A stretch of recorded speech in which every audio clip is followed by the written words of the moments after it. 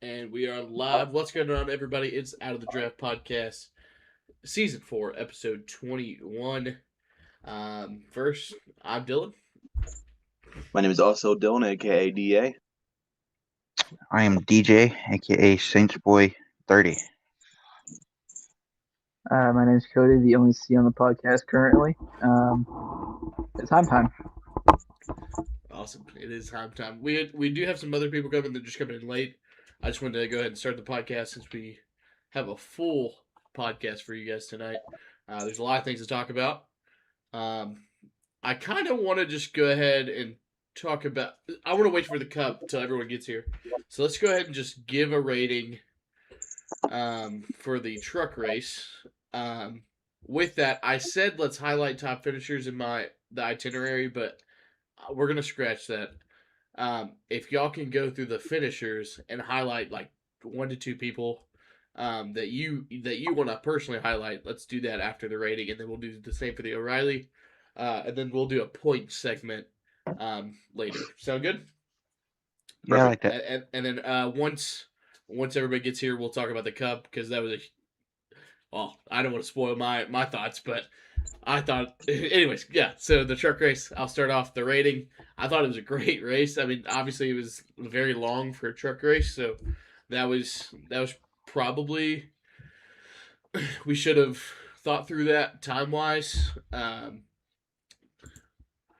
But overall, welcome Hunter, by the way. Overall, I thought the truck race was a 6.8 out of 10. How about you, DA? Yeah, I quite enjoyed the truck race. There was hard racing and beating and banging. It was kind of a drag to get it through the race because how long it was and how long the track was. But other than that, I was really entertained. I thought it was a success, so I'll give it a 7 out of 10. Yeah, I'm gonna have to follow DA with that. It took a while for him to actually get going, but once they started racing, dude, it was amazing, and the finish added on to it. I'm gonna go like a 7.5 out of 10. Assuming we are rating the truck race. Yes, correct. Yes. I wanted to do the truck and O'Reilly until everyone got in here, so we can talk about the cup. Obviously, that's the. I'm sure we got a lot of thoughts, so we kind of working backwards. So go ahead. Well, you can see by my name, I wasn't too happy with the end of the race.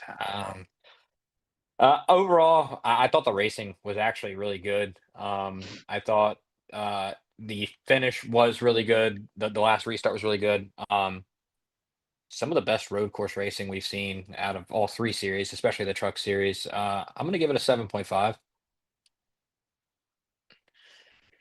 Yeah, I really enjoyed watching the race. I was watching it kind of watching it with DA, but no, it was honestly very entertaining. I enjoyed it. Um, I'd say give it probably like an 8.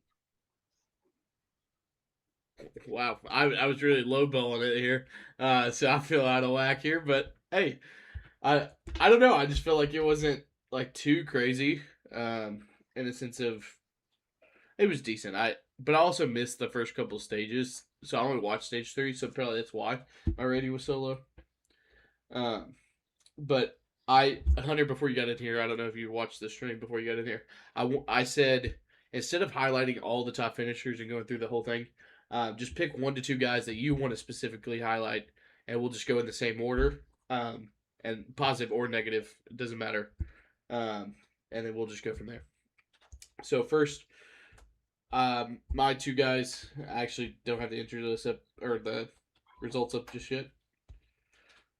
The biggest thing, Kaz Gralla, I mean, he did phenomenal every time he's in a road course, truck or O'Reilly. I feel like he's performing well. And then the whole Ram as a whole, they did awesome for what they have in their equipment. 6th, 7th, and then 11th. Oh, that's awesome. By the way, 6th, 7th. That was ironic. But yeah, so I just wanted to highlight those. Well, it was obviously 4 cars, but 1 team and 1 driver. How about you, Dia? Yeah, so who I want to highlight? The first one is Landon Lewis in the 45 for Nice. He was pretty solid all day. Ended up getting a top 5 finish. And at the end, Tyler Wright, who's in the lead, I thought he was going to win the whole race until he overshot the chicane. I thought it was sad for him, but I think he's really good. He's going to be good. So shout out to those two niche drivers. Yeah, I want to shout out Daniel Hemrick and Brendan Queen. They started 32nd and 34th and ended up finishing 2nd and 7th.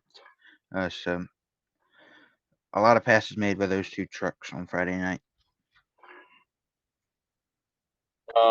Gonna sound like a homer for this one, but Chandler Smith, not known for his road course racing at all, was really impressed with him.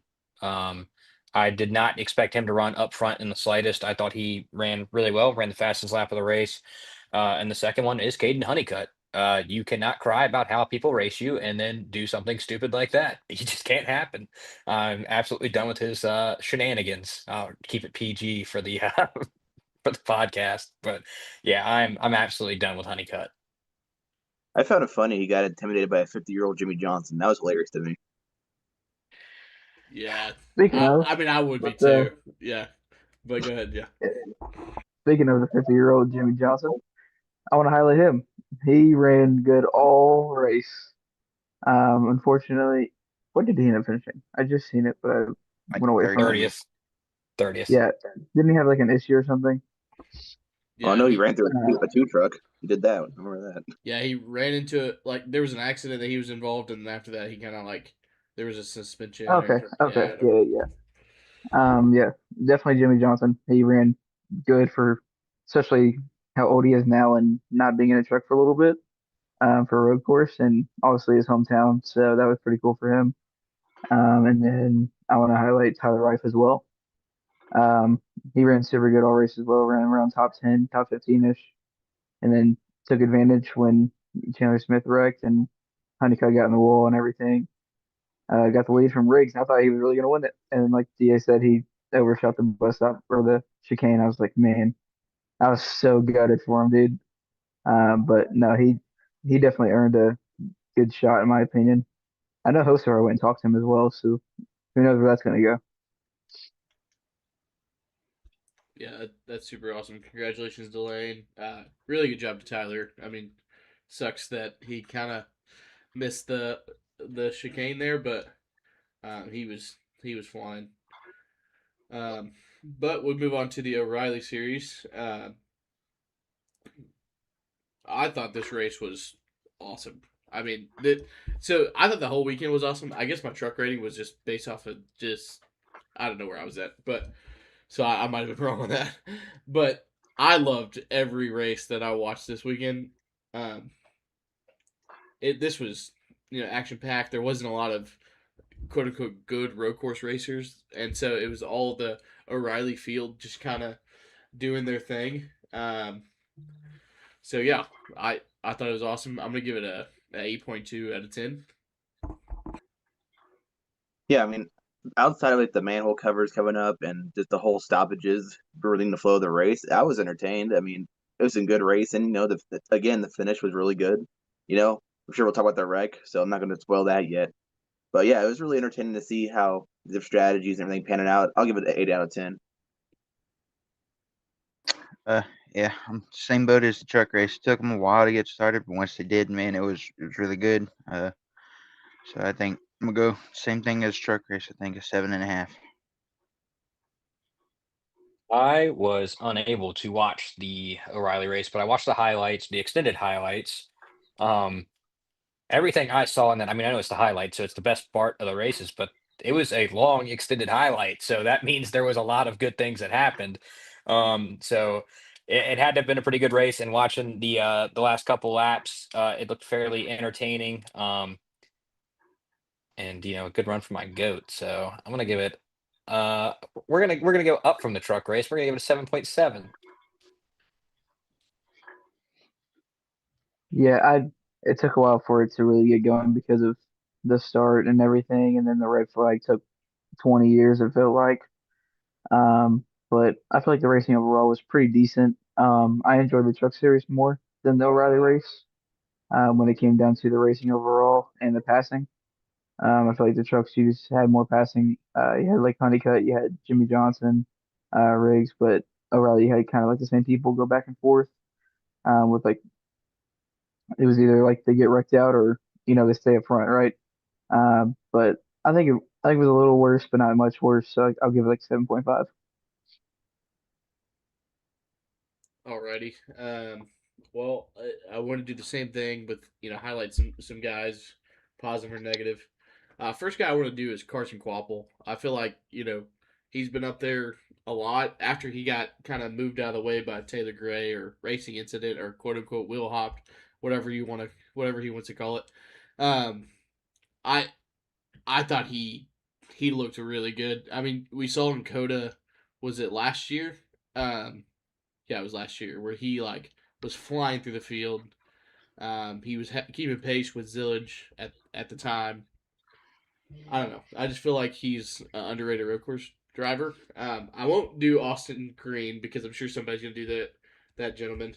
But I do want to highlight negatively um, the driver I picked, Sam Mayer, does a stupid call, hits the inside wall, causes a huge accident. I know that like the view from his perspective, he was like third or fourth row. He kind of like you can't see the inside wall, I guess, and so give him a little grace compared to what we did on Sunday. We'll get into that in a second, but I I mean, you just made a mistake. He was one of the fastest guys too, so he could have contended for the end of that, especially with a lot of contact. So he just kind of ruined his own day. But how about you, Da?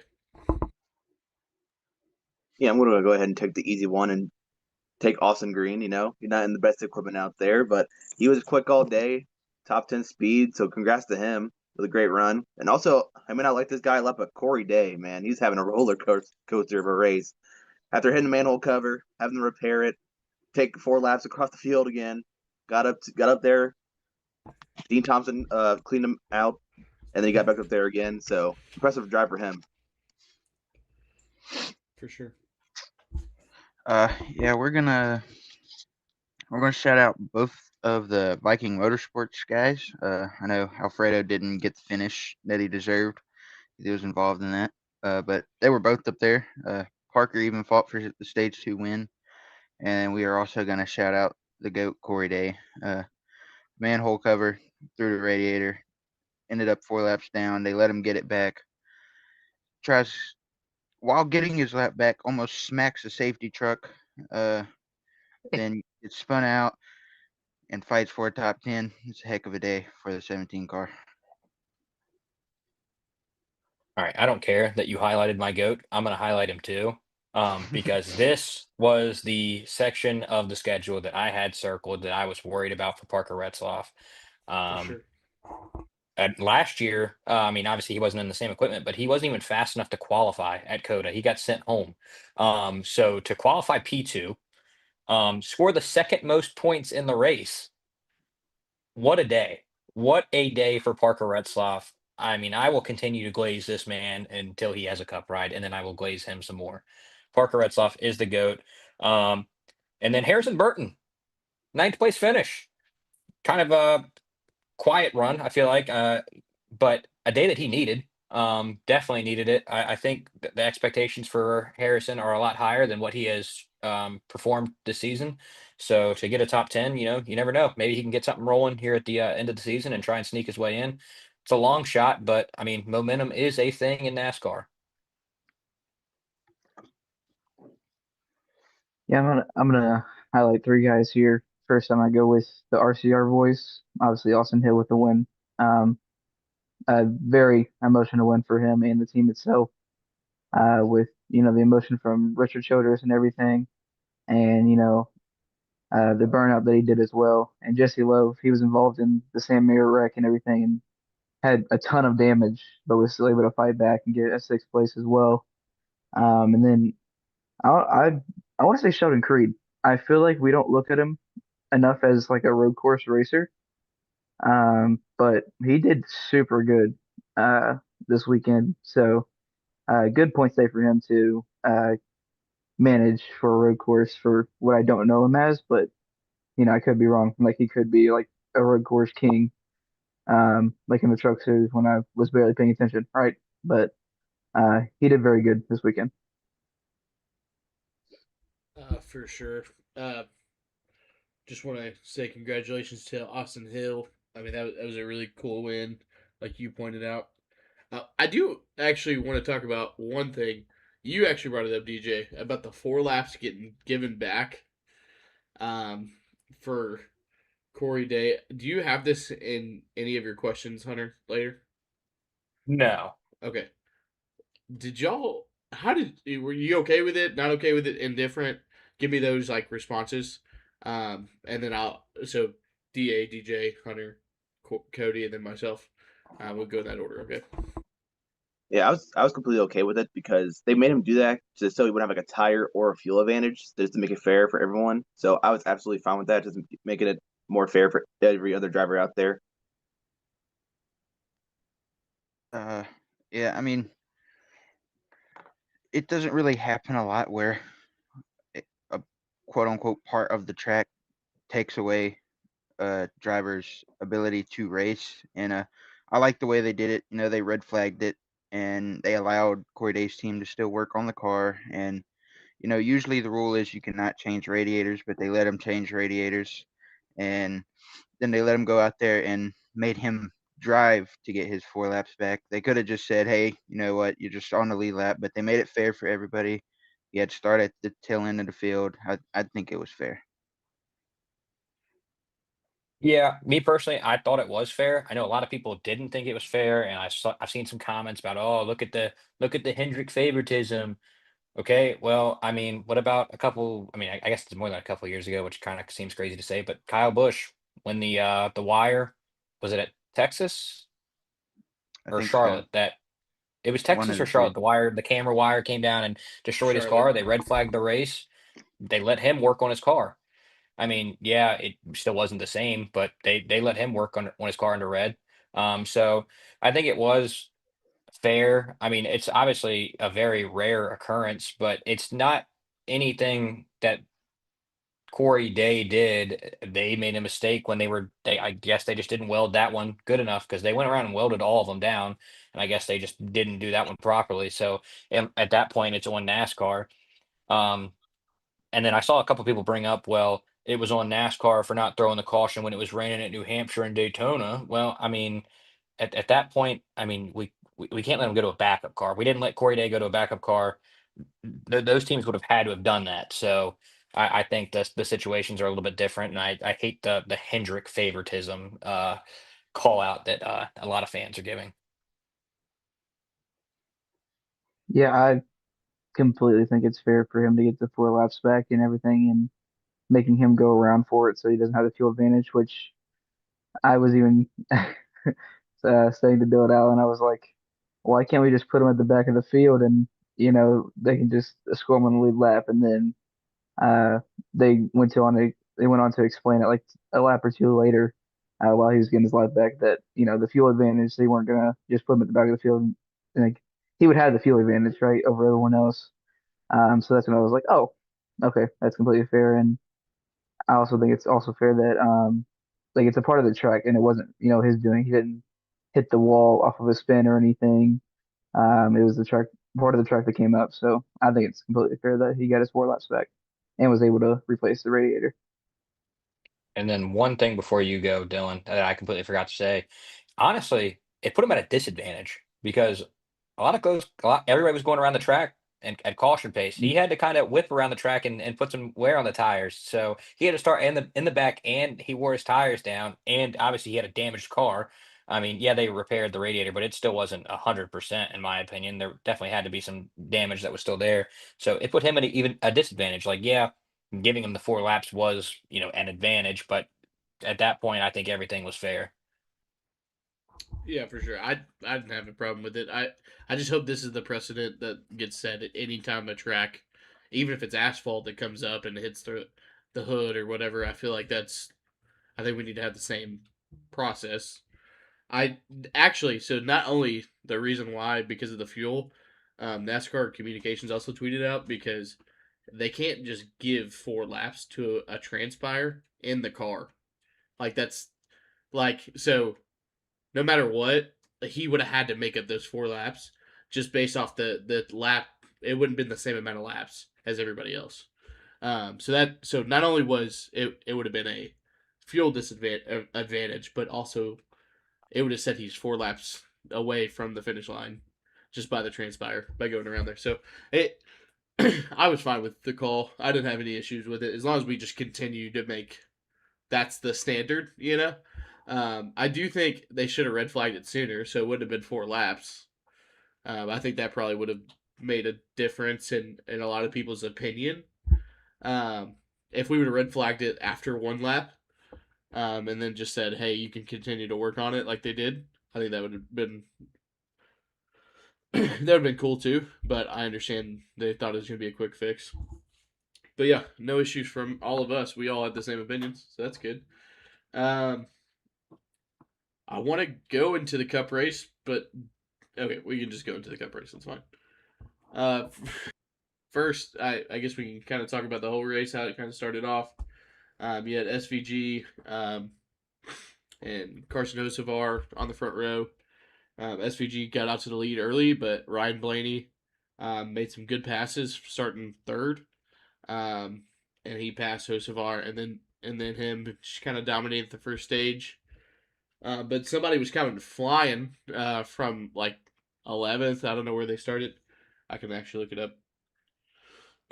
Bubba was started 12th actually, and he was flying through the field in stage one. He could save tire like it was nobody. He could just keep the same pace. I don't even think he saved tire. He looked really strong. He got up to the leaders. That some people pitted with 10 laps into the race. Some people waited to do the flip of the stage. Tires mattered a lot. Stage one ended up going to Ryan Blaney. It went under caution, didn't it? That was the one that went under caution. Mm-hmm. Yeah. What was that caution? I can't remember. Was that Stenhouse? No. Yeah, it was Stenhouse. He couldn't. Okay. The car just No, shut it off was on him. Bubba's tire, wasn't it? No. Oh, it might have been. No, it was Bubba. It was Bubba's Yeah. tire. It Yeah. was because he Yeah, was I was flipping trying the to say, but stage. my mic was muted because I'm an idiot. But yeah, Yeah. And then Bubba had a loose wheel. He was 2 laps down because of the penalty. Actually, it was kind of funny because they said he was in his pit stall longer than the DVP clock. So it was like the way the rules were set. They almost had to let him go and just like stop and come around again to stop again. Uh, but it was funny. That's just someone I heard say. Stage two, Ryan Priest was really quick as well. He was good on the long run. He ended up winning that stage. The Fords were really fast actually, which was really shocking because all year they haven't been. And then the start of stage three, was that when the big wreck happened, or was it in the middle of stage two? I thought it was the beginning of stage two, or It might have been. Well, I missed a huge accident. So Austin Hill was at his peak of his career on Saturday, and he went to the one of the lowest points of his career on Sunday, and he just missed the corner and put Zillage, SVG, all the heavy hitters that were running up front um, into the fence. They were out. They're out of the race. So SVG, we were like, who's gonna win now since SVG's out? Um, but there's a whole lot of situation strategies going on. Uh, the Chevys were pretty behind. The only one that was there was Hocevar Larson, I think. Like that's kind of the only people that was kind of moving themselves up front. Toyotas, Reddick looked really slow in the beginning, so on and so forth. Got into the last stage, and then last stage was flipped all over the place. There's green flag pit stops going on. There were some people who were trying to like pit way early just because they stayed out for stage two, and so long story short, the 45,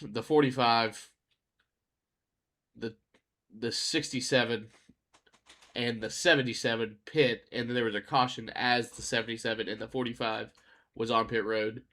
And the 77 was able to get in front of the 5 because of that. And so that's how they lined up for the restart. And then you had the 38, the 17, the 16, the 11, all those guys pit because they had to because they were on 10 lap tires, but they were in front before the caution came out. And then it just was a battle between the two 2311 Toyotas, and ended up being 4 out of the top 5 was 2311 in the moment. And then Reddick and Corey Heim battled. Corey Heim got around Reddick, and then Reddick kind of just was aggressive, trying to take back, and then he ended up giving him the spot after moving him up the track. Corey Heim gets his first career win in his 13th start. So 13. Congratulations He to also him. he also started 13th.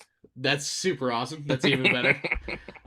There's so many memes going on that y'all don't even know. But he also had a best lap of a 1:33.22.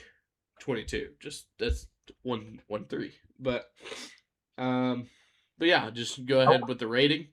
And then we can kind of talk about each thing that we want to talk about. I thought this race was amazing.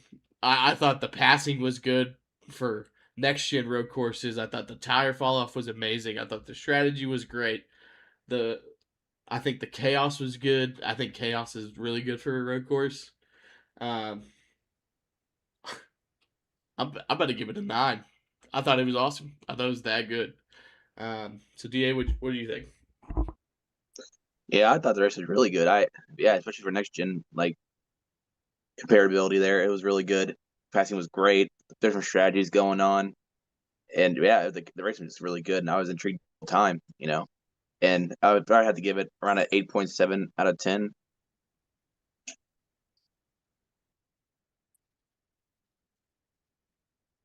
Give me a Hey, buddy. I can't hear you. We can't hear you, Kyle. Okay, buddy. I think going into this, we all kind of like looked at the track map and everything, and we're like, yeah, there's going to be no passing. It's going to be follow the leader all day. And we got the exact opposite. Uh, this is what I think they wanted the Chicago street course to be, because for a next gen road course, this was a 10 out of 10. But I think just for a NASCAR race, this is like, I'm going to go up there still. I agree with Dylan. It's a 9 out of 10 for me. I thought this race was amazing. Absolutely amazing. And I think one thing that's not being talked about enough is Goodyear. An amazing tire. An amazing tire that they brought this weekend. It 10 it really seconds showed. of fall off. 10. Mhm.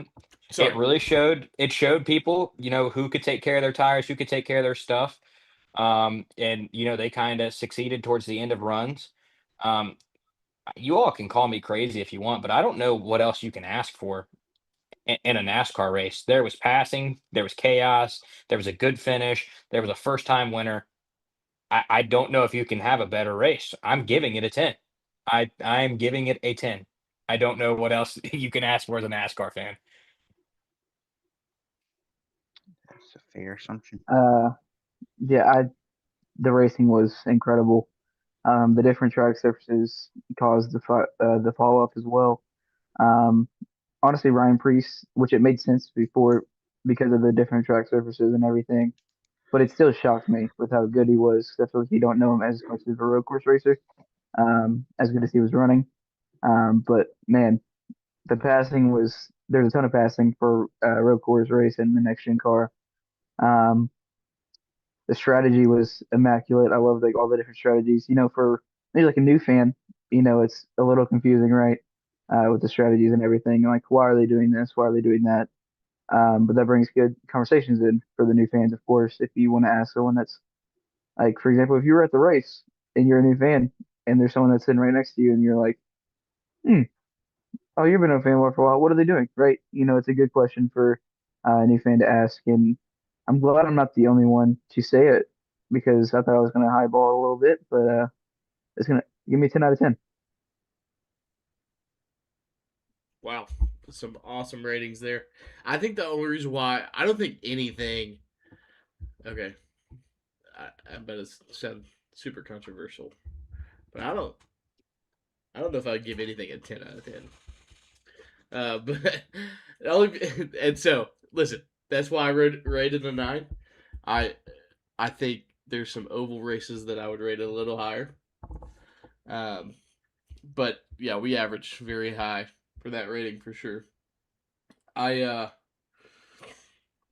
I loved it. I thought it was a great race. Now we can talk about Corey Heim for a second. I feel like all of us have some thoughts about him. I mean, you're running a part time schedule. You're getting a full time next season. Um, man, that looks good. Your career's about to look pretty awesome. I didn't put it in here, but Corey Haim versus Carson Hocevar at the end of there, where the little move. Well, I don't know if it was intentional or not. I couldn't tell. But man, is that rivalry about to be awesome? I think, And Twitter today, dude. dude, it is even better. Like I really think that it's gonna be awesome. And it's gonna be a rivalry that everyone needs. Like it's a hothead versus a guy who's really skilled and has a lot of potential.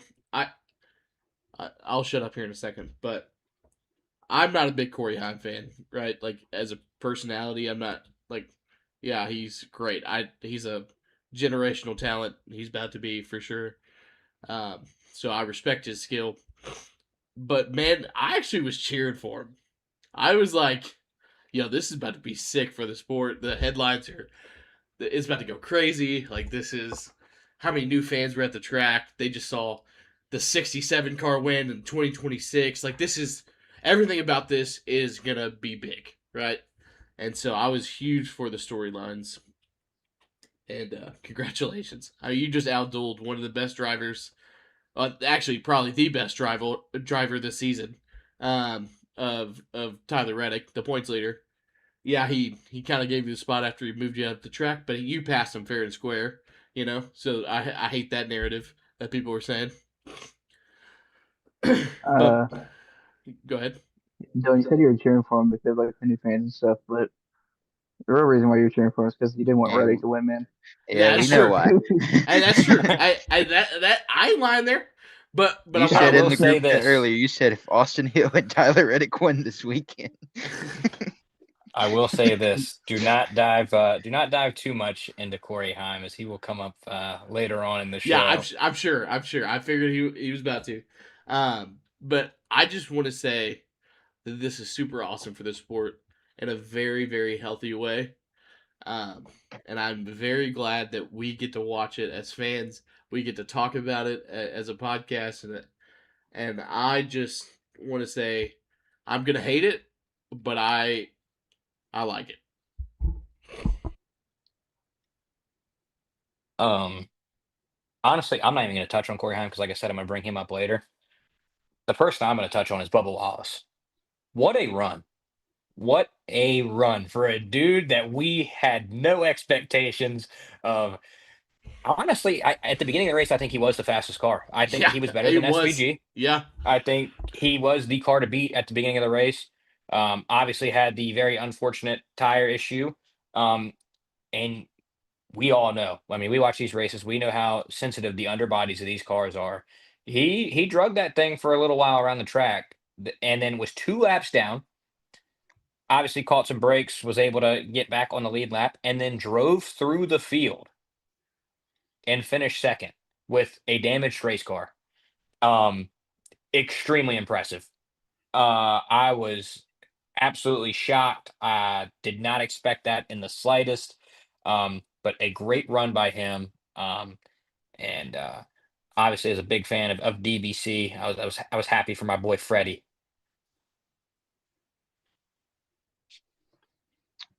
Yeah. I guess I'll go back to speaking on Corey Heim. I think the Cup Series has a big problem, especially with how good 2311 is doing already. And you just add someone like Corey Heim, who I don't, I don't think any of us really had a Corey Heim win on our bingo card this year. I mean, good runs out of him, yes, top fives maybe, I don't think any of us saw him winning a race yeah, the Cup Series has a problem next year with whatever number he is. I pray it's still the 67 though. Yeah, I also want to talk about Corey Heim. Adam had a good run last week. I didn't expect that though. That's pretty insane. But yeah, I He mean, we've ran seen good. this. Yeah, he did. I didn't expect to win though. But yeah, we saw him throughout the trucks and how crazy he was there. We knew how good he was, and we've been asking all earlier in the season why doesn't he have a ride yet. Now he gets a ride. And now you see what he does with it. Incredible stuff. Um, who else I want to talk about real quick? Who was impressive? Oh, Riley Herbst. Yeah, Riley Herbst is also pretty impressive today as well. Top 10 run. He's up there for most of the race, I'd say, especially getting to that wreck in stage 2, I believe, with SVG and Zillage. So good run for him. I'll tell you, somebody said something, or DJ, you said something about a bingo card. I'll tell you what I didn't have on my bingo card. If any single person told me that leaving San Diego, Denny Hamlin would have cut into the lead and Yeah. SVG would have lost ground, I would have told you that you are related to DJ in some sort of way and you should not have an opinion. Like there was no way in hell that I expected that to be an outcome. Um, so I mean, yeah, a good run by Denny too. I mean, I was not expecting that in the slightest. I think he kind of stunk at the beginning, but it was kind of a race of attrition. I mean, he survived the chaos. Good pit strategy by Chris Gale at the end to bring him in. I mean, run him long and then bring him in. Had the freshest tires. You saw how much tires mattered. Picked up a couple spots on that last run, and after the mishap from Tyler Reddick, I mean, he was able to gain points. He would have lost points, but it would have been a minimal points loss day. Like that would have been a good result for Denny Hamlin if Tyler Reddick would have still finished second if you're in the 11 camp. So then to capitalize on the issues, just did not see that coming.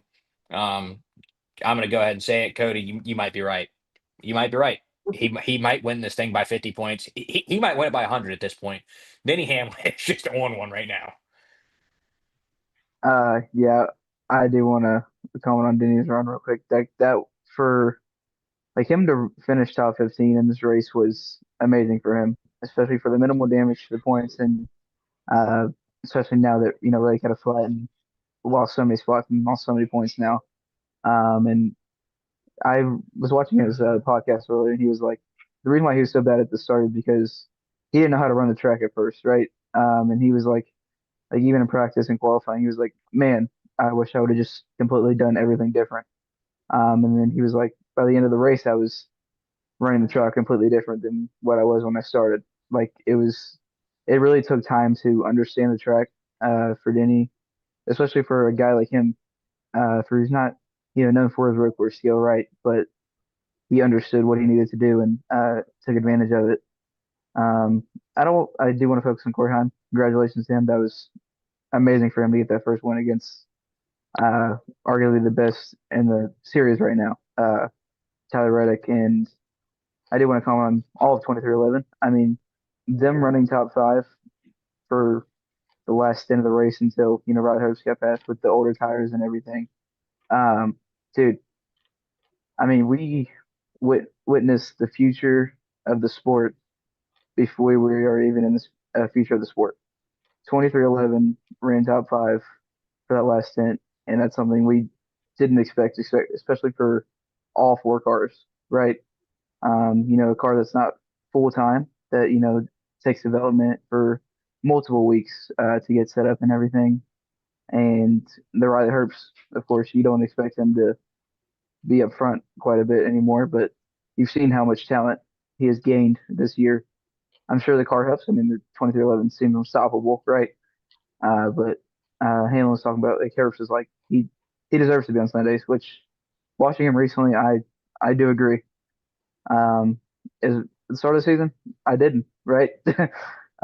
But he's gained so much like talent throughout this half the year, and hopefully, as much as I don't want to see it, I'd rather see someone else. But I don't know who else would be except for I guess Parker Resloff, but I don't see what would happen. But probably if it comes to the Legacy Motor Club, I wouldn't be upset as I was, let's say, a month ago. I would still be highly upset. He still sucks. There's one more driver I want to touch on real quick. Zane Smith, fourth place finish. Dude, he's just been really bad quick these last few weeks, man. He's been really good in that front row 38, man. I'm really impressed by him so far. Also, AJ Allmendinger and Ryan Priest, they walk out of there with the high point scoring title, I guess you could call it, besides Corey Heim, of Yeah, for sure. course, who won. Corey Heim didn't score any points. Well, yeah, technically. I do want to comment on one incident that we missed. Noah versus Kevin, and Noah Gregson versus Kevin Magnuson. Okay, I just want to hear: are you Team Noah, Team Kevin, and then well, whoever wins gets to say like why we're that. Okay, Da, who are you, Team Noah or Team Kevin on that one?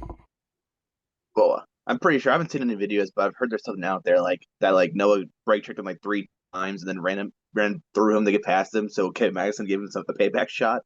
So if that's true, I'm gonna go ahead and be with Team K Mag here. If Noah did do all that stuff. From the clips I've seen on Twitter, uh, it just seems like they're racing in the back of the pack, and K Mag just decides, you know what, it's your time, and just plows through them. And then they're it was like under caution laps or whatever, and Noah pulls up beside him and just starts flipping him off. So Kevin Magnuson, when they go green, just dumps him. uh, from an entertainment point of view, I am definitely K Mag. From the understanding why he's mad point of view, I'm definitely Noah Gregson. I am completely Team Noah in this situation. The first instance of contact, Noah's behind, like they're in a pack racing through like the chicane section on the back end of the track. I don't even know how to really explain it. That track's freaking huge.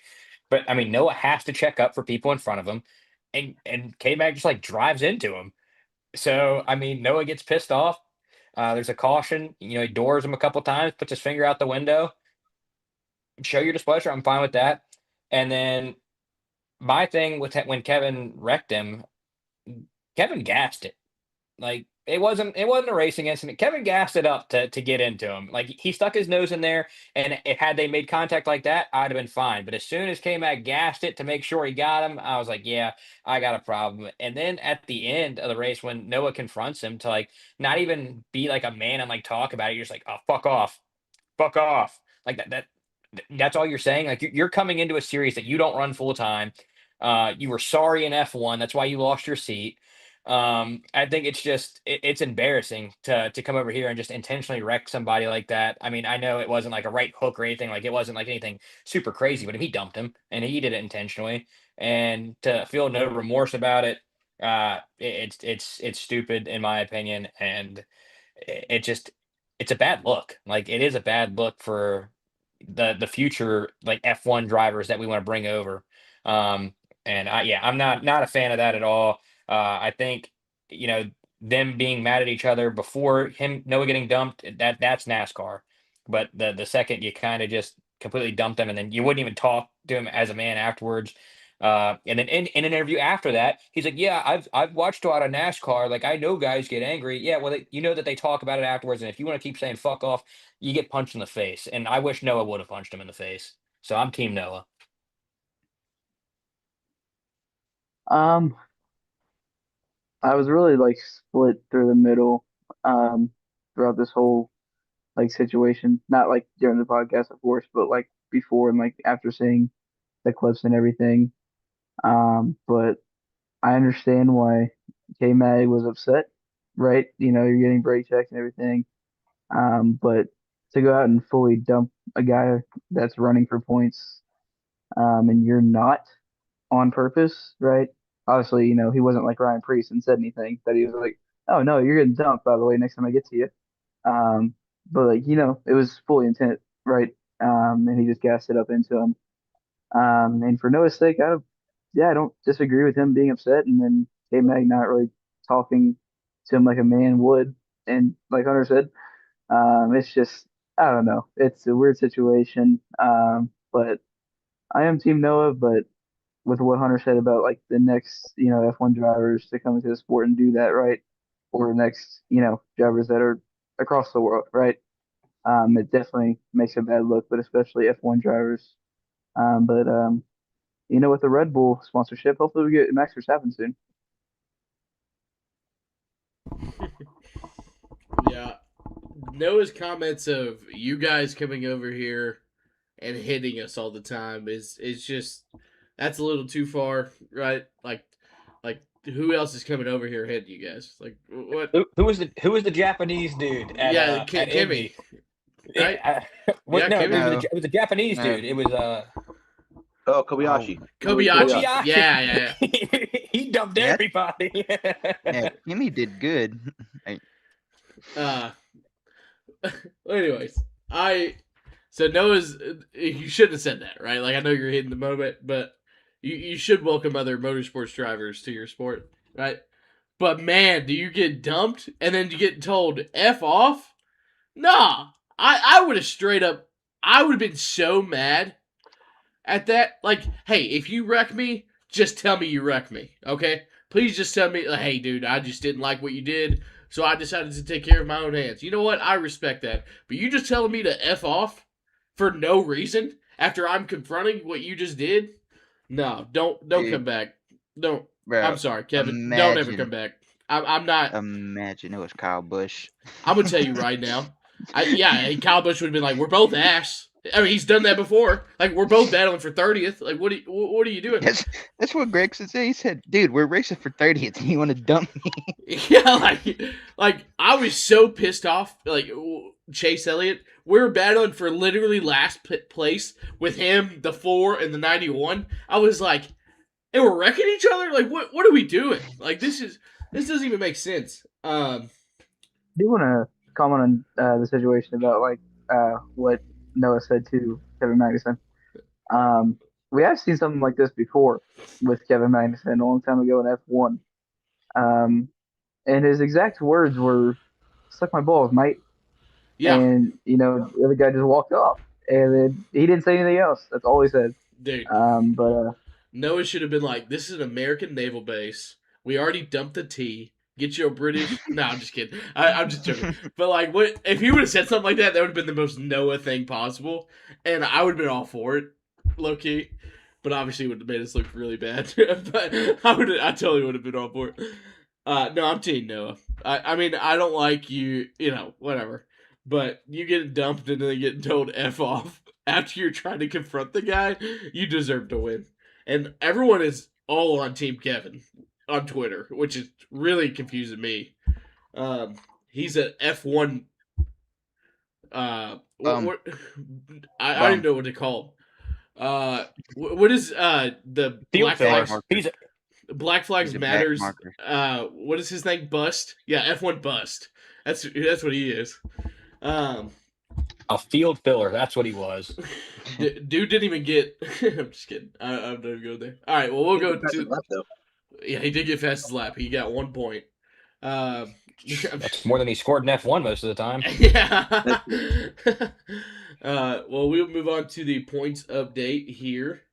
So we have a lot that I want to share with you guys. So we've done some cool things. Yeah. So here's the points.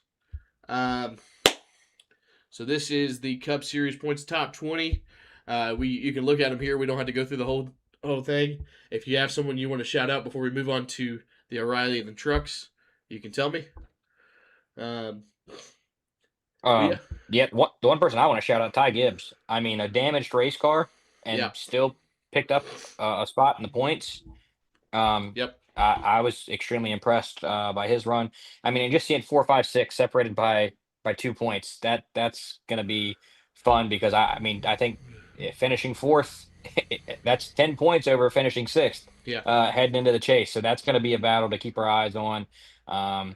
I mean, I'm not saying that third's out of the equation. I think the top 2 are pretty set. Yep. But the battle for third and realistically the battle for fourth is going to be really entertaining. For sure. I do not look at my hat or my shirt. No bias, right? But Eric Jones to actually gain a position. Actually, I think yeah, he gained a position off this week, and I was like, what? Obviously, you had the big wreck and everything, but for Eric Jones to gain a position at a road course in the point standings for especially the Legacy Motor Club team, obviously they've been having good runs and everything, but for him to hold on and then gain a position is very huge for that team. Yeah, one person I want to shout out is Mr. Boucher from Prosper, Texas, with a population of 30,000. Contract came out at a bad time, so he went ahead and pitted to get the 4 fresh tires. Drove up to sixth place with a good finish. He's up to seventh. He's the highest RFK driver by a pretty decent amount, actually. So I think it's impressive what he's been doing with that 17 car. I would like y'all to just take a look at that top 6, and there's only one guy there without a win, and we want to shout him out, the GOAT, Kyle Larson. But no, I Is that agree a with flex? Shake. Yeah, that's The a GOAT? flex. He's up there That's without a win. That's a flex. Yeah, he's up We there haven't without won a a win. race. DJ, Yeah. DJ, you Hey, said GOAT and we win got us in the more same category, bro. more What we did- points without a win. No, but do want to go off what Shake said. The battle for third, I think, will be really good between Larson, Gibbs, Elliott. I think honestly you could throw Busher in there, maybe. And Blaney, of course. And then like Cody said, shout out Eric Jones. The speed he has shown the last couple of weeks. I know he's not really a road course guy, but at Nashville and Michigan, he was really fast recently. So those are the two I would like to highlight. For sure. The one guy I want to highlight, I think he's kind of a lock for the chase here now, as we get closer and closer. But Daniel Suarez in the 7, that is super impressive with a points format type of vibe. So I just want to give him his praises.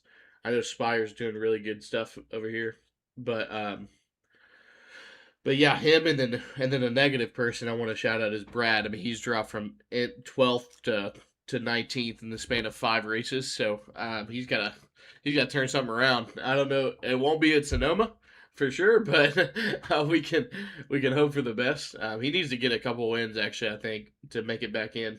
So, just some guys I wanted to highlight, and then we can move on to the what? Hello, there we go. I got one more I want to highlight before we move on. Sorry. You're good. Willie B. He's stinky right now. Absolutely stinky. If you would have told me at this point in the season that William Byron was going to be 300 points back of the lead, I mean, the dude's been. I That's mean, I feel DJ's like him and cousin. Chase Elliott. I feel like him and Chase Elliott are known for their consistency. And I feel like they both have been kind of consistent, but William Byron's been consistently bad. And that's crazy to say that he's in 13th in points, but I mean, for the expectations of William Byron, 13th is terrible. I think he's expected to be fighting for like top 5 in the standings, and he is just nowhere to be seen. For sure. Here is the O'Reilly points. A lot too little. Look The at Parker. points leader is already locked in. So that's interesting. But yeah, any thoughts here? Parker Redsloff, GOAT, 9th place. Yeah, That's all I got to he's the say. GOAT. I'm gonna do the math like I did last week to see how many points Allgaier would have to score if Jesse Love continues to average. Well, I guess it went down, so I mean he'd have to score. He can't start in Park every race now if Jesse Love continues averaging. Yeah. It was 250 last week. Yeah, dropped down 26. He did gain. Oh man. Huge 3 to put the lead down at 224. DAD or there's the 2. He's looking. There's the 2. He's looking. Brett Cruz. I mean, I thought this was going to be a automatic win for him, but he got in that accident, and he's still looking out. So that's another thought there. But yeah, we move on to the truck points. I didn't have. Honestly, I probably wasn't gonna do the minus thing here, but I ended up doing it. So I was trying to just. Corey Heim's still looking at 12. He's still 12. He can still make it, hypothetically. That's so wild to me. Anybody have any thoughts other than It's literally front row versus. Yeah. I got a thought. Cole Butcher, what does he even do, man? You probably have one of the better trucks in the truck series with Thorsport. He's just nowhere close to his teammates. Like, brother, you got to figure Wait, it out. how many races have we done in the truck series? I, I can check real quick. dude, I'm pissed right now. He has 177 points. We've done 13 races. No shot. Nice. So, Nice. so I'm about to do this math real quick. I mean, Butcher's been so bad. What's he's Well- averaging about like 13 points right now or something like that. Yeah, literally 14 points. Jesus. That is, I mean, That's putrid for the truck he's in, man. Jeez. That's horrible. I wild. wanna comment on the 11th place guy, Grant Enfinger. Did not expect him, Yeah, agree. about halfway through the season to be below the cutoff for the chase, and especially for what we've seen, he was in the championship 2 seasons ago, or last season, one of the two. And I was like, well, I mean, he's going to do pretty decent, right? But no, he's just a playoff merchant, as you can tell. So, yeah. Yeah, I hope Caden Honeycutt steps on a Lego. Oh, That's all I had. I hope he steps on a Lego. Absolutely hate that guy. that brother. Oh, we're getting the brother in here. Mm. The other Dylan's coming. Now the triple D's are here. Oh, gosh. Not the You know triple what? T, the triple I'm gonna D. say it. What? I would rather race around Dunboy in NASCAR 25 than have to watch any driver that I like race around Caden Honeycutt. Yeah, What the hell, man? No, I mean, it's a compliment. The dude's second in points. Caden welcome Honeycutt. in. Oh my god, I hate him. Do y'all like these graphics? Yeah, It is sick. they're awesome. Okay. I So just good wanna- looking. absolutely fire. Okay, well, I'll continue to do this. This is, it took some time, but yeah. Awesome. Well, I did say the paint scheme reviews before this, but I realized that I put this before the paint schemes. So we just want to comment on our preseason predictions of where everyone was going to be. And we're going to give us some accountability because we are wrong on a lot of these. So, I start. so each of us can get And I like, start. we're just going to go down the list here. On my screen, it's me, DA, Cody, Dunboy, Hunter, and then DJ's last. So we just go down the list of what I have going on the side here. And then God, that's gonna confuse me. we can just go our normal order. I'm sorry. Yeah, normal- I'm not smart enough for that. Okay. Anyways, so first thing I want to point out, I'm just gonna get this guy in a specific area. Riley Herbst was the whole ass, but now I think he's in the mid tier, right? I think he moved. I think the whole ass became, honestly, I don't even know at this point. Say it. Just say it.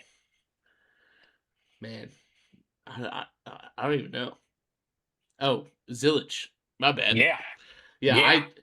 Yeah. So I'm sure somebody was gonna get him, but I think that we missed the mark on that one. But that was our expectations, right? This is what we thought was gonna happen. So congratulations to him, and well, we didn't expect the 2311 speed either. I know that that's been a lot of help for him, but he's still finishing where he's been finishing, so we got to give him his flowers. And then positively, Tyler Reddick, right? I mean, that's an obvious choice. I'm going to get the two obvious out the way so y'all can kind of talk through. Tyler Reddick should be in the motion to win, right? Like we missed the point on that one. He has been him, Denny. I don't want to throw anybody else on this list on the motion twin or S tier yet. But there is some few guys that could teeter in that line. But those two guys, I mean, they just dominated the season. It's really fun to watch. And and so I'm excited to see what the chase has in store for us. So, Da, what's your thoughts? Yeah, so I want to start with the 7 of Daniel Suarez. He definitely missed the mark. He has not been mid. He's been really, really good, actually. I think, belongs in like that higher to mid B tier range, probably.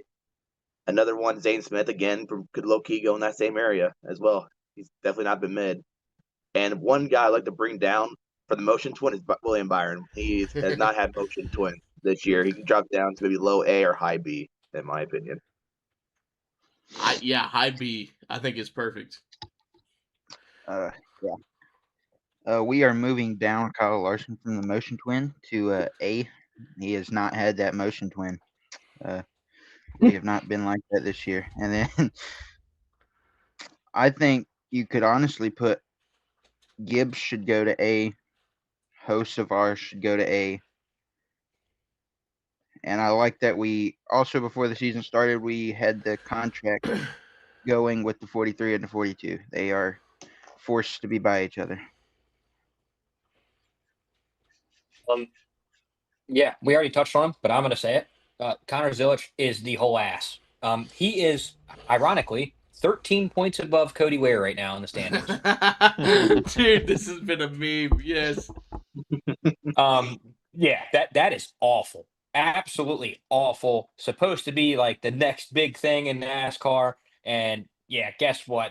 Dude came in and he stole your shine. Honestly, at this point, with how bad Connor Zilic has been, give Corey Heim Rookie of the Year. Even though he's not running a full-time schedule, Connor Zilic doesn't deserve it. I know he's not going against anybody, but he doesn't even deserve this title. Absolutely the whole ass. And I'm going to say it unpopular. Riley Herbst, he's going in B for me. He has been extremely impressive as the season's gone on. I think he's getting better each week. And for me, Bubba Wallace is going to A. I think Bubba Wallace has ran a really good season, had some unfortunate circumstances, a couple races this season where he was involved in some stuff, had a couple DNFs. I think without those, I mean, for a long part of the season, he was right behind his teammate in the points, just sitting in second. So I think for me, Bubba goes to A, Zilic goes to the whole ass, and Daniel Suarez goes to the top of B. And before anybody else goes, I just want to say we can go back and watch the first video of the season. And I fought for Daniel Suarez to be an ass. I did. I fought for Daniel Suarez to be an ass, and I was wrong. The pinata puncher is showing me up.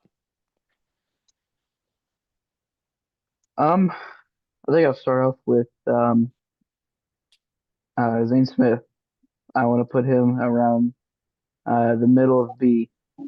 Obviously, his point situation isn't the best right now, but with how he's been running the last month or so, I'm going to put him in the B middle of B category. And then I don't know. I definitely want to move Logano down to probably the middle of mid. I think that is his season so far has just not been. It's been mid. I mean, obviously, I think. Man, this is tough. I think. I see. I'm not even gonna. Yeah, I'll definitely go Gibbs and A as well. Um, but put Busher in A. Good. DCD. Yeah, so Zane Smith, yeah. I think Josh Berry needs to go down. You can move Bowman down to mid. I think we're moving him a little farther. No, he was he had injured. an injury. He was injured. Yeah. I'm not gonna allow that. I mean, he has more top tens than Connor Zilic, by the way. We still haven't even talked about Christopher Bell. Yeah. Also, Byron definitely needs to go down. I definitely think. Like his results is B tier. His his overall racing has been A or S depending on what his speed is. But realistically, he's been B in the sense of results. But I didn't want to talk about him because of his injury. I want to drop the 4 to ass. I'm sorry. I was about to say, yeah. Noah. Ass. I know he's likable, but Jesus, he's terrible. I'm sorry. He's 29. We got Boston down there too. Can we drop the 21? Yeah, shut the 21 to ass too. He's 30th in points. Yeah, Listen, I don't agree with the Austin Dillon being ass. All right, I really just think he has some pretty unfortunate circumstances. And honestly, I mean, he had been running better right before everything happened with KB. I think the 8 and the 3 were both, kind of on like a 2-week span of running very, very well. And I'll be honest, I don't necessarily know if the focus is necessarily on results. I mean, it is, but there's definitely other things going on at RCR more than um, just racing right now. I thought Austin Dillon had a ton of speed at Watkins Glen. Thought he ran well. I didn't think he was bad yesterday. He got spun early on, and then after spinning out, ran the fastest lap of the race at that point, running by himself. So I'm not willing to say that Austin Dillon is in the ass tier. I think he is right where he belongs in mid. I want to move Allmendinger like to the middle of B as well. yeah. From like being at the back of it because no Chevy support and running as good as he is, I think that's fair. The one last one for me, Ross Chastain. He's going Yeah. to mid. He's going top of mid, He gotta top go of down. mid, yeah. I know it's a I know it's a track house thing, right? I mean, because all three of them.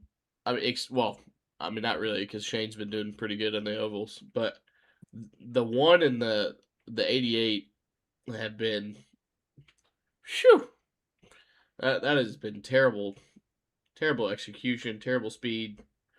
Um, I would say Ross maybe right in front of Stenhouse if I were doing it now. So, that's just me. Yeah, I like to put that 2 car in a B tier probably. Yeah, I wouldn't disagree. Yeah. I Did think we have one more SVG person. 87 or the 88? 88.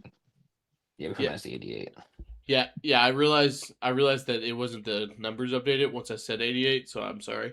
But yeah, the 88 that's in B tier is Shane, and the 87 that's actually Connor, technically. And say I couldn't remember how we did it. One person I would move down. I feel like they've been kind of disappointing this season, considering how their one teammate is running. Is Todd Gilliland? I would move him down to mid. He has not had the Yeah. season that I thought he would have. And I think Zane Smith. I mean, if he doesn't have 2 DNFs in the last 3 weeks, I mean, we're talking about Zane Smith possibly being the 16 seed right now. So, yeah, I mean, Noah's running terrible. Todd's just not performing, and Zane is figuring it out. So, I would move Todd to mid. I think we put Cole Custer in the most perfect spot possible too. By the way. Yeah, I agree. Incredible. I think that's perfect. Yeah, he's a little bit better than Ass, like the whole, but he's like still Ass. Yeah, and in Cup, he's asked if this was the O'Reilly series, I'd have him in A. I don't know what it is. Yeah. He can wheel those cars. He really can. But we see him in that 0 O'Reilly car where it's like not that great of equipment, but like he just does so good in it still. It's incredible. Actually, it's awful. One guy, someone brought up the 42. Was it you, DJ? Just a minute ago. Brother, that guy's with the 41. I mean that guy sucks. Yeah, I have to agree. Because where Eric Jones is running and how good that team is doing right now, I mean, that 42, that's by the 41. Like every week, that's where they're at in the ass category. But we were wrong, but I'm excited that we were wrong on some of these, right? Because I feel like Tyler Reddick got his praise, and I feel like a lot of these were good. We got some surprises, and I'm excited to see. I'm excited to see what the chase looks like when we go back and look at our chase predictions. So I know a lot I'm of us are excited wrong. we were wrong about. I'm excited we were wrong about Logano. Yeah, me too. Yeah. We were also wrong I wish about we were KB. right. He's S tier. So For sure. He's yeah. double motion twin. Yeah, he's got motion twin. Now we can move on to the paint scheme. So DA, Cody, go ahead and have it. Want me to start this There off? you go, Or? DA. Yep, Okay. you got it, buddy. Got the 42 of Tyler Rife, like the camo and the star and stripes for America for our troops. It's a really cool store behind it. I don't remember, but it's a really nice, touching store, and I feel like it had to be on here. We got the 96 of Anthony Alfredo, the Dude Wife's Poopsicle. Very clever by the sponsor to do this and the team. I think it's absolutely hilarious when it got announced.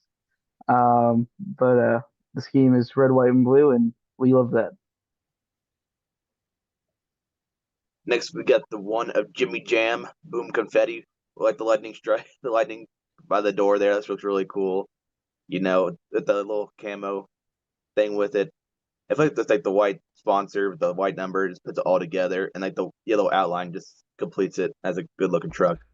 Do y'all know the story behind this? I Did did they do not. the lightning stripe for the Chargers? No, it's a throwback for his Yeah, it's old trophy it truck. had to do with his the trucks that he did in dirt with the lightning or whatever. Oh, well, Like I the mean, white it would have made sense for the Chargers. I mean, with them being in San Diego, because Yeah, that's where they were from. but That'd have no, been yeah. cool. That would have been cool actually. But do you know like how this scheme happened? Like I No. know it was a throwback, All I but know- like do you know anything about this? No, the only thing I know is about like him having that part for the truck. Okay, so I'll do a quick story. So, long story short, there was a guy who just finished his degree in graphics or whatever it was. He met Jimmy Johnson in the airport, and he was just talking about how he wants to be. You know, they were just talking about like NASCAR and like he's a big fan, and then all of a sudden he was like, "Hey," he was like, "Yeah, I love doing paint schemes. I love to make them." He showed some of his iRacing schemes that he's made, and then Jimmy was like, "Do you want a job?" And then now he works for Legacy Motor Club. So it's super cool. Like that was his first game he's ever did. And so Jimmy on Twitter was like, "See what happens when you just become personable. Like all you had to do is just come up to somebody, and just talk, and don't have to like push your way through places. Get you when you're nice, you get to places, and that's kind of where he was at. So this is a super cool story. I actually ended up following the guy because all of his schemes are pretty sick. I didn't realize that he was good, but yeah. So there you go. Cool. We have the Jimmy Johnson 84 car. We have him on here twice. Congrats to Jimmy. Obviously, you have the backdrop of the number with it being the neon yellow. The only reason I would have put it higher, but the only reason I put it a little bit lower is because the Carvana sponsor on the door is really messing with my head, where it's like slanted downwards and nothing else is slanted downwards on the side. But I feel like if that was straight, it would have went higher, a little bit higher. But that's the only thing that kind of caught my eye to make it in this position. But it did crack the top six. So I mean, it was definitely a good scheme, and I loved looking at it. It looked good in the tire barriers there. Anyway, Crazy. I knew it was It's there. June, and we're hating on things not being straight. Anyway, we're moving on to SVG. Yeah, let's move on, please. Okay. Anyway, 97 SVG, little army thing right here, Navy thing. It looks like a carrier, like a fighter jet. It's like one of the two. I can't quite remember which one it is, but it looks really cool. Something for the Navy. I think it's a nice little, touching little paint scheme for them. Gave me vibes to like the old Red Bull Racing days when they had like the silver 84. Oh yeah, And we have Chandler Smith, aka Step Bro, with the Hard Rock scheme. Absolutely, absolutely a fire scheme. I love the design on the side. It worked really well on the truck, but on the cup car it didn't look as bad. But the truck it looks really good. But yeah, it really works with what they did. Dude, I forgot that I called this the rock hard scheme. And I saw it, I was like, oh wait, I called this the rock hard scheme. And Cody was so confused. And now I realize it says hard rock. Wow, I'm dyslexic. Oh man. All right, now we got the 77 of the guy, Carson Hocevar. Oh, like a fighter jet type deal. and it matches his driving style of being a fighter jet, just running through people, causing chaos. So lovely scheme for him. To comment on the door about that one. See, on the side, it's pointed downwards, going to the front of the car. Like that's what I was talking about, and like it actually matches the scheme. So that's why I like this one a lot more. Oh God. Sammy Smith, Sammy Mid, as we like to call him, I say successfully DA hate Sammy watched him. Smith, man. Successfully hate watched him on Saturday, but scheme was very beautiful. And I mean, you get the Arby's and you get the Eagle holding the Philly cheesesteak. I mean, what can you ask for out of a paid scheme? It just looks fire. For Sammy Smith not to be driving it. The Eagle was holding Sammy. Did you see it? Holding the Sammy. I see what you did there. Please never make that again. Hey, can I be honest about this game? Yeah. It kind of looks like a tattoo. It does. Yeah. Yes, Like that was their design. That was their design. Yeah. Oh, really? Okay, cool. Yeah, they were going off I of mean, that. I think it looks fugly, but Yeah, I hate it. but I mean, I think it is cool, like the fact that it kind of looks like a tattoo. But Yeah, that's why I like it a lot. All right, now we got the idiot of Roger Carruth. Old throwback to the Navy scheme. Was it driven by Keselowski? Did Keselowski drive that 88 Navy scheme, or was that like? I think it was Keselowski at the time. Yeah, it's a nice little throwback to that. Too bad it was wrecked and torn all to hell back in like 20th. But it still was a good looking scheme back in the back of the pack. Okay. And man, does the metallic blue look beautiful. Hendrick I and do then want to. dark blue, man. Yeah, I want to have an honorable mention to Kyle Larson for the 5 car. We've seen it at Charlotte, so I didn't want to put it on here. Did over it. No, it's good. It's a good scheme. all right, But well, man, that was all the schemes there. We'll go back to the points. We got 2 more segments before we move on. I didn't talk about this I didn't put this in the news. So we're gonna move on to the news / ratings. So I'll start off before DCD. It's all yours. We did get announced the NASCAR 26 cover. Kyle Larson, the reigning champion, is on the cover. So that's super cool, I guess. Also, they announced that it is.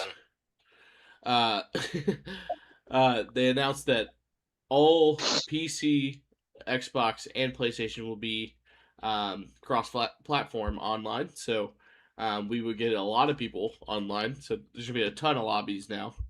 Trying to think what else. lobbies are crashing day one. Man, I can't wait to get upset that a PC player beats me and claim he's hacking, dude. I can't wait. Yeah. Yeah, I think leagues are probably gonna have a lot of rules on that. Like you can't be on PC or, but which I don't know. We're gonna see how that works. But I think it's gonna be He has collaboration. walls, bro. He can see the best groove in the track, man. yeah, dude. Got the racing line. That's a Got racing extra line. grip, dude. What did we say? Jackson had Cheating controller. Yeah, cheating. Was it Yeah, tire mind enhancer? controller. Someone Tire typed on the enhancement. keyboard. I swear to God, he's cheating. All right. Yeah, that's super funny. No, but I think it's super cool. I'm excited to race him. There's some guys on Xbox that I know that I don't ever get to race with, so it's cool to see. I mean, it's what today's world is. Everything's cross-platform. I do think it is ruining multiplayer for some games, but I'm excited to see what it does for a NASCAR game because we've never had it. And also, you get to do burnouts after you win offline. It hasn't been promoted online yet. I do think it would be kind of cool to do like a 15-second cutscene for the winner. I think that could be doable, but they probably won't do that because that's asking too much. But Yeah, and I would drive the car straight to pit road and burn it down right in front of whoever I beat. Yeah, that would suck. But imagine you get bump and run in the last turn, and you see your dude who bumped you out of the way celebrating. I get so upset. I'm like, oh my god. But I think it would be also kind of cool. But yeah, I just wanted to cover that. I mean, because we all play. That's all how we know each other. But I'm sure other people want to get involved. Hopefully, hey, sponsors iRacing. That'd be nice. DCD. Sick, by the way. Go ahead with the ratings and news that is on there. All right, so for the O'Reilly series at Pocono, the CW saw 1.1 million total viewers, and it peaked at 1.3 in the waning laps to watch Allgaier win. And then Prime for Pocono had 1.6 million viewers for the Cup race, and then 1.5 million for the post race. So pretty good. Pretty good. 1.5 for post race. Yeah. Holy, That's wild. wild. We like that. I mean, I gotta admit, Prime is awesome. Fox but could never. It'll be interesting to see what TNT does this upcoming I mean, race here. Me too. Post race had the World Cup on too, so that's pretty huge, honestly. Any news? Jesse Love. Yeah, Jesse Oh, Love. I thought you were asking all of us. That's on me, pimp. My bad. No, it's fine. Y'all can go. Honestly, I wasn't prepared for this today. Just go. Yeah. Just go, Hunter. Yeah, go ahead. Tell You know us. what? I'll see y'all Sunday.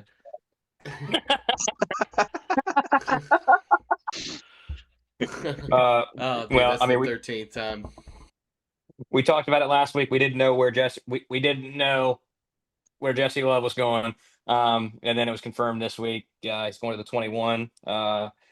Makes sense. And then I think in a couple of years we'll see him in the 22. So yeah, that's exciting. Another young face in the Cup Series. The young talent coming up in the Cup Series is extremely, extremely exciting. Mm-hmm. I gotta agree. Yeah, we knew he was probably gonna go here. I think Hunter said this to me earlier that he's like Joey or maybe even Cindric if he's not doing good enough replacement. But yeah, I think it's good for him. I know he hasn't had a lot of starts in the car, but I think he'll be all right. So good for the Wood brothers to get a young prospect they can build around. Any other news that anybody's got?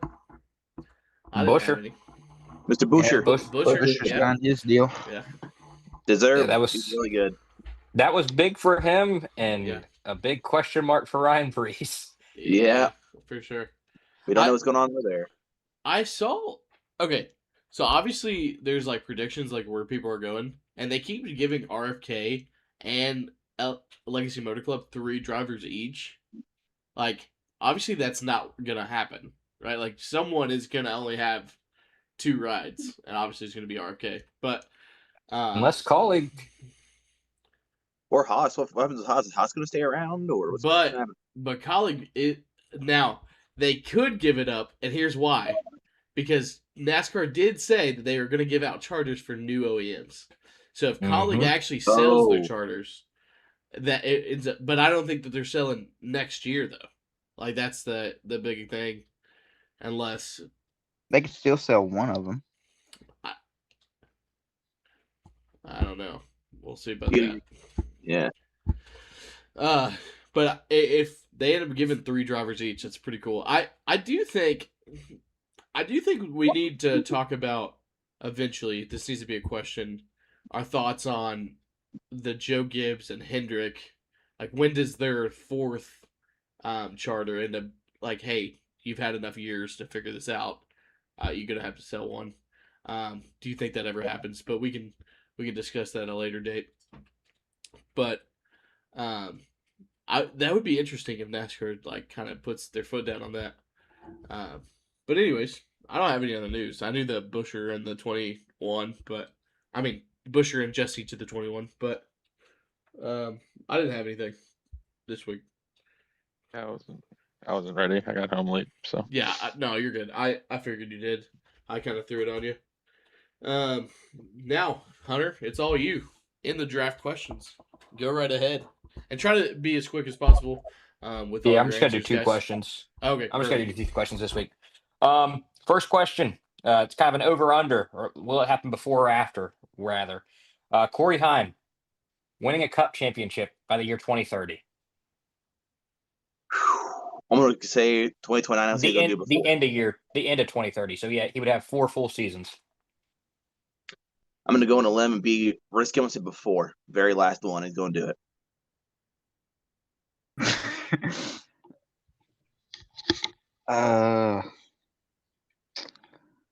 That's a tough one. I could, you know what? Yeah, he becomes a champion before 2030. Um, I'm gonna say because of Hamlin retiring after 27, and his main focus is going to be on his own team and not behind the wheel and the team itself. I think before Heim does get it before 2030. I'm gonna go before too. Give me Heim time in the big 2-9. Bars. I see Dylan shaking his head. I'm so excited for this. Sorry, I'm looking up stats before I answer my question. You're trying to look up the same thing I looked up. It's not worth it.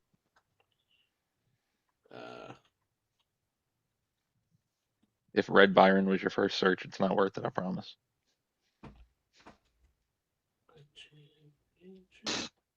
Sorry, I just I need said one it more. the other day in the group chat. I said I think he could be the first driver since Jimmy Johnson to become a 7-time. I said he has the best shot out of anybody we have seen in recent years. So No I do one's think getting all right, 7 again. all right. So I don't think that would be before 2030. I do think it is 2031 actually. So I have predictions of who the next champions are, and I don't see him winning before then. I don't have a good reason because the two people I looked up was Jeff Gordon and Jimmy Johnson, right? Is how many seasons did they have? Jimmy was 4, Jeff was 3. Um, that was who I was basing it off of. I'm still gonna keep my answer only because of the talent level and because of the next gen car. I think I think those two things is what's stopping me from giving him one championship until then. I'm going to agree with Dylan. Although I feel like it is I don't want to say it's the easy pick to say that he will win it before because I mean the odds are stacked against him. Not many people have done it in their first 4 years, and I mean the two names you just listed, they're legends for a reason. Although I do think Corey Heim is extremely talented and could do it. I think if I was a betting man, I would say that he wouldn't win one in his first 4 years. I think he will have double-digit wins by that point. Um, but I don't necessarily know if he is a cup champion by the end of 2030. But I would also agree with Dylan. I could see him doing it in 2031, like in his fifth season. Question number two. We kind of touched on it a little bit, but we didn't touch on another one. Which rivalry are you more excited for next season? Heim versus Hocevar or Heim versus Gibbs? Ooh, but we all like Heim versus Hocevar just for like the personality difference because we know they're both skilled, but Gibbs and Heim, they're in the same manufacturer. They're both young. They're both expected to do the same thing. I think that was more exciting to me personally for like a racing standpoint. yeah, if you know exactly what happened between them two, it is because they hate each other because they were both fast in the ARCA Menard series, and it was one of the two winning every weekend, and the other ended up on the trailer before the race was over. One of them was dying, and the other one was sitting in victory lane. I am looking forward to Gibbs versus Heim, even though they do seem like they kind of settled down again. But I think once they start racing around each other more again, I definitely think that will spark right back up. Yeah, with this one, I'm so torn down the middle because you look at Hyman Zillage, or not Hyman Zillage, but Hyman Hosevar, bro. The memes that have happened today is absolutely hilarious. And what I look forward to looking at that every single week, or every single year to come down. Man, yes. But for racing wise, I think you have to look at Gibbs and Heim. You just because of what they have been through to each other, racing each other. So yeah, I'll go Gibbs and Heim. All right, well, I'll be different. Give me Heim and Hocevar. Going to be way more entertaining. NASCAR is absolutely going to use that to promote, which we need, and it's going to be great for the sport. So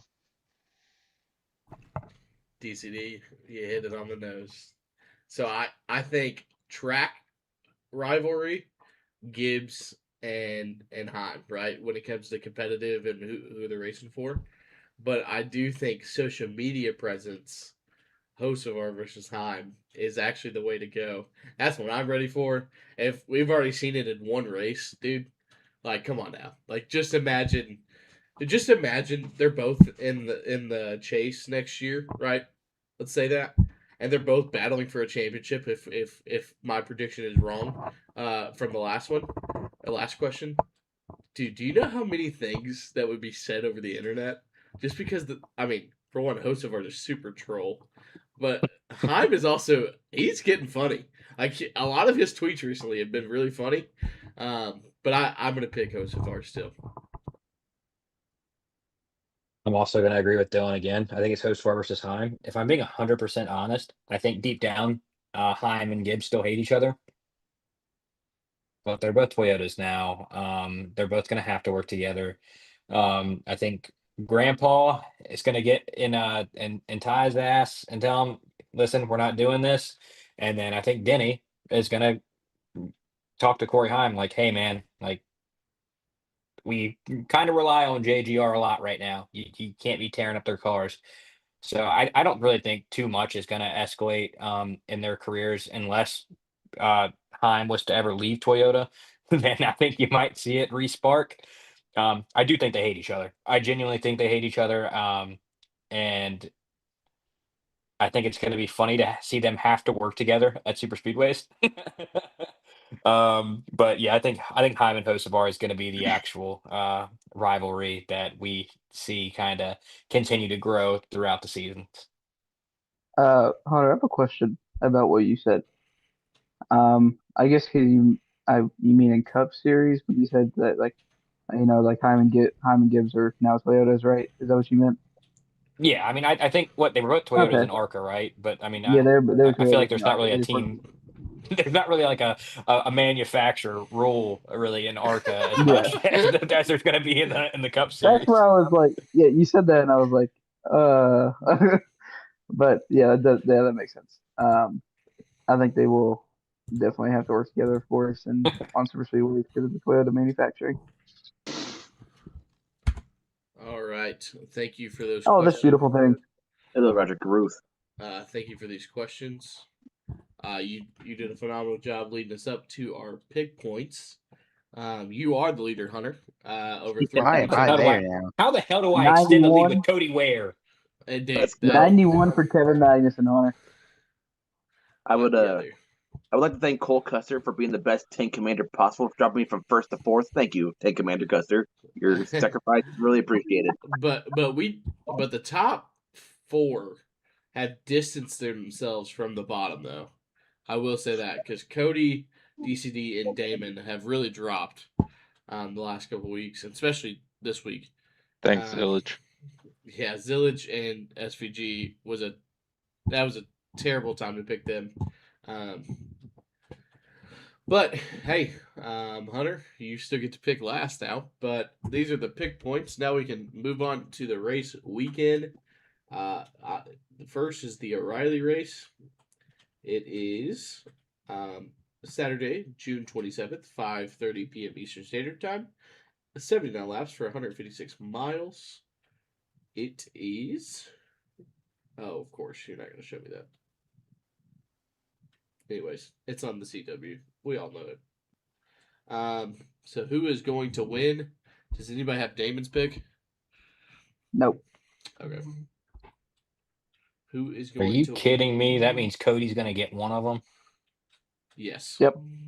Well, it was going to naturally happen because both of them have taken one of them, so it was going to Not in the naturally. O'Reilly series. Oh god. Yeah. So, DCD, who are you picking? Who's going to win? Yeah, Denver, which Oh one you want? boy, I wonder. Which one you want, Cody? I'll go for you, man. I'll let you go first. You go first anyway. I hope you take a Mm, certain one though. I'm gonna back it. Shane Van Gisbergen. Yeah, that's cool because I wanted Zillage. Damn, I actually wanted to. Just flipped it though. Fuck. Yeah, go with the other one, buddy. We are not going to take Ross Chastain this week. We're going to take Brent Wow. Grieve. We're taking Brent There Cruise. you go. I'm so glad that I ended up getting the guy who finished third behind the duo last year. William Sawalage is my pick. All right, good luck, DJ. Yeah, man. Ross Chastain's still there. Leland Hunneman's there. You know what? Yeah, Corey Day is going to win at Sonoma. Oh my goodness, No. dude. Oh, but you just gave the winner of last week to the top Thank you. guy. Thank you. I mean, he battled SVG and he lost 2 years ago. And I think Austin Hill didn't forget about that burnout. So I think Austin Hill is going to give SVG the boot in turn 11 and win the my race. So give me God. Austin Hill. DJ swinging a DJ miss just by DJ sold there. hard. That is wild. Alrighty. Well, since we know the order, I can stop sharing so we can actually see each other. Oh, well. The chat can see y'all. Here we are at Sonoma. It is also the first in-season challenge. So be ready for that. I didn't actually talk about that, so sorry. It's on Sunday, June 28th at 3:30 p.m. Eastern Standard Time. 110 laps, 218.9 miles. Entry list. It'll be on TNT, the first TNT broadcast this year. Is Jimmy in the pre-race? And Yes, I'm pretty sure he's on the pre-race. Yeah. okay, that's actually pretty cool. What's his name is too, Eddie? The ESPN guy. Ray Smith. Yeah. I think so. I think I heard that somewhere. So I'm excited to see what TNT can put on. Obviously, it's not the same producers as Prime, but it also has some good thoughts The good booth guys. there. Yeah. So who is going to suck DCD? Nobody. Brad Keselowski. Brad. Well, we're absolutely going to be hate watching this guy this weekend. Because he's going against Eric Jones in the in-season tournament. Joe Logano is going to suck. It's a good pick. I'm going to go ahead and take the obvious one, Christopher Bell, even if he's in the car, starts it. What's going on with your mic? Yeah, let's go on. Yeah, I noticed it too. I just didn't know if y'all. Like you're under the water. Under the water? There you There go. you go. Good. Okay. Yeah, okay. Christopher Bell, even if he's in the car or not. That's so unfair. Oh, is it me? Dude, No, it's all me. right. It's me. Sorry. Oh, okay. I was waiting to see if I was looking up something. Actually, no. The Hendrick stable. No, I'm joking. The 9 is gonna suck. We were dog water. So Chase Elliott's gonna suck this week. Like Cody said, we are hate watching for the in-season challenge tournament, whatever you want to call it. So, Riley Herbst, welcome back to the hole. The heck? I'm gonna kind of agree with Dylan here, and I'm gonna say William Byron sucks.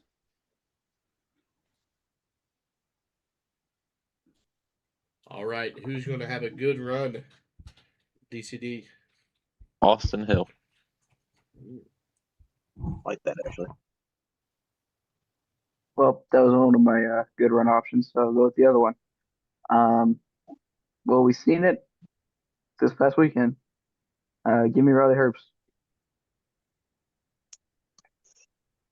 Okay, I'm going to go ahead. I think the driver's going to keep his good run going. I think Zane Smith's going to have another good run this week. I like that. I'm gonna go with our in-season challenge here, and Ty Dillon is gonna have a good run. DA, you talked about Zane Smith. Well, there was someone who was right with him all day yesterday. We're going to take Mr. Busher from Prosper, Texas, with a population of 30,000 for a good Perfect. ride. That's my second choice, by the way. Possibly an unpopular opinion here. Was it last year he qualified on pole or 2 years ago he qualified on pole? Joey Logano is going to have a good run. You suck. Ooh.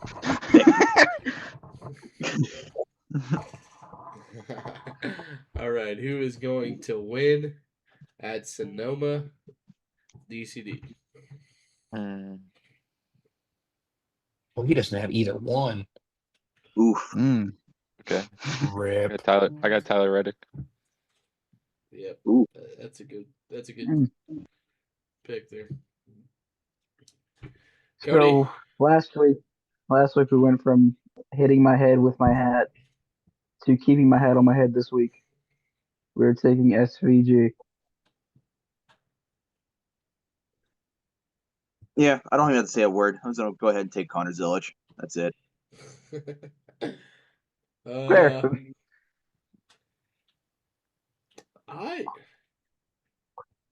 Man, Game's not fun anymore. I'm gonna do it. Austin Dillon. Ew. You had two better Austins you could have picked at a road course. No, I feel I already picked Okay, Cindric. maybe not Centric, but Yeah, I already think I'd picked- rather take Austin Hill before Austin Dillon. I'm gonna take the guy who ran second to SVG at the Glen. Give me Michael McDowell. Good pick. Good pick there. I'm fighting between two right now.